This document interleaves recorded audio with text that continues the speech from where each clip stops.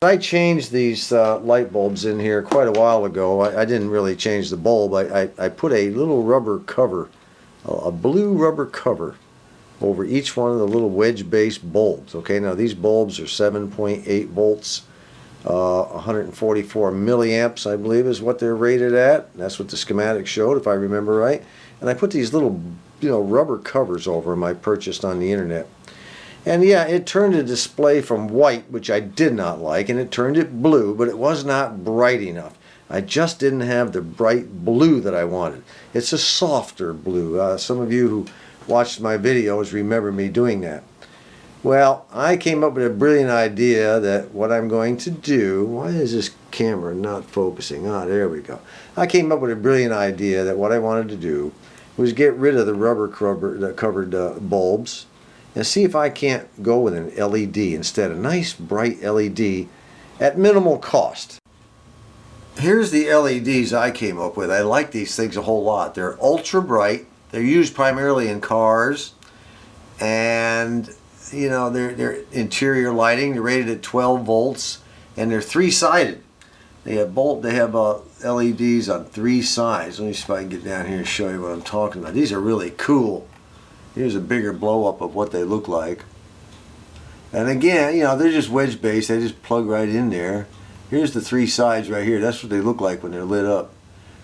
Top and two sides, really bright. I thought that might work real well. And so I talked to my, my electronics mentor, Brendan, about this up there in Detroit. And I said, what do you think of these? He says, well, I don't know. He said, they look all right, but they're pretty expensive. I mean, these puppies here, they cost... $6.95 a piece, of course, plus shipping. And no, it's free shipping. Okay, $6.95 a piece, but I only needed 3, and they're supposed to last like 50,000 hours. So, I wasn't too concerned about the price. But Brendan came back with something that's used in pinball machines. This is what Brendan recommended. There is a eBay seller out there called Mountain Mods Plus. Mountain Mods Plus, and they're from Helena, Montana, and they sell 10 pinball LEDs, rated at 6.3 volts. 10 of them for $4.60, and I thought that was a heck of a buy. That's a whole lot cheaper than what I wanted to spend. It was worth a try just to see if it'll work. They're wedge-based, they'll just plug right in. Now, true, the voltage being fed to the panel lights is 7.8 volts AC. This is just a little more than a volt above that, and they should work fine. And if it turns out they're a little bit too bright, we can always put a small resistor in one side of the lead, and one side of the bulb leads. So what we're going to do is give this a try, because I did in fact buy all 10 of those. They just came in, and let me see if I can get them here. Here they are right here, all in this little package. Came in a record time, by the way, just a couple of days. Alright, here's the old bulbs that I have in there right now. We'll go ahead and turn them on, see how bright they are. A nice warm glow. Nothing to speak of though, Better than the white though. Alright, all I got to do is pull out this bulb, and this bulb. And it's going to be pretty easy actually to get them out, because they have those rubber caps on that don't come off so easy. So if I can get a hold of that rubber cap and kind of stretch it upward, I might be able to just pluck that bulb right out of there. Let me try the middle one here. Yeah, that was coming. Look at there. It came right out. There's one. So let me go ahead and work on the other two, and then we'll go ahead and get these LEDs back in there, like so. Fit right in there, just as slick as a whistle. Hopefully this will work real nice. Alright, let's turn it on and see what happens. Nah, nothing at all. No different than the other one was. A slightly different shade of blue. Matter of fact, it's not even as bright, I don't think. Oh, bummer. Here's what it looks like with the top off. They look pretty bright. Very nice, but it's just not reflecting enough light onto the front panel. It just doesn't do it. Well, you know how it is. Sometimes finding out what won't work is just as valuable as finding out what will work. So now we know what won't work. Now, it'll work, it'll light up, but not as bright as I want it.